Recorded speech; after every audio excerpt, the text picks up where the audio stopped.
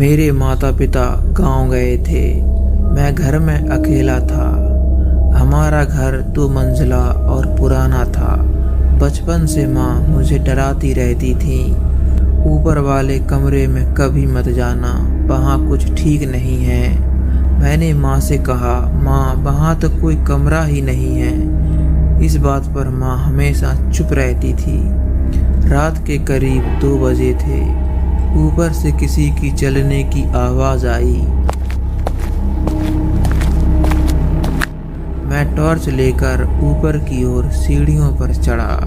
हर कदम के साथ मेरा दिल जोर जोर से धड़क रहा था। धक धक धक धक धक धक धक धक। मैं जैसे ही ऊपर गया, मैंने देखा एक कमरा बना हुआ है। पहले वहाँ कोई कमरा नहीं था, लेकिन आज मुझे वहाँ पर एक कमरा दिख रहा था और उस कमरे का दरवाज़ा जोर जोर से हिल रहा था। मैं डर गया, लेकिन फिर भी मैंने हिम्मत करके उस कमरे का दरवाज़ा खोल दिया। कमरे के अंदर एक कुर्सी पड़ी थी जो अपने आप हिल रही थी और दीवारों पर काले निशान थे, जैसे अभी अभी किसी ने खरोंचे हो। तभी पीछे से किसी ने मेरी गर्दन को छुआ। मैं डर गया और मैंने एकदम से पीछे देखा। पीछे कोई नहीं था। मैं चिल्लाया, कौन है? लेकिन मेरी आवाज़ मेरे गले से ही नहीं निकली। फिर एक धीमी सी फटी आवाज़ आई, अब ये कमरा तेरा हुआ, अब तू रहेगा यहाँ। और कमरे का दरवाज़ा अपने आप बंद हो गया और मैंने दरवाज़ा खोलने की कोशिश की, लेकिन दरवाज़ा नहीं खुला और कमरे में अजीब अजीब डरावनी आवाज़ें गूंजने लगीं।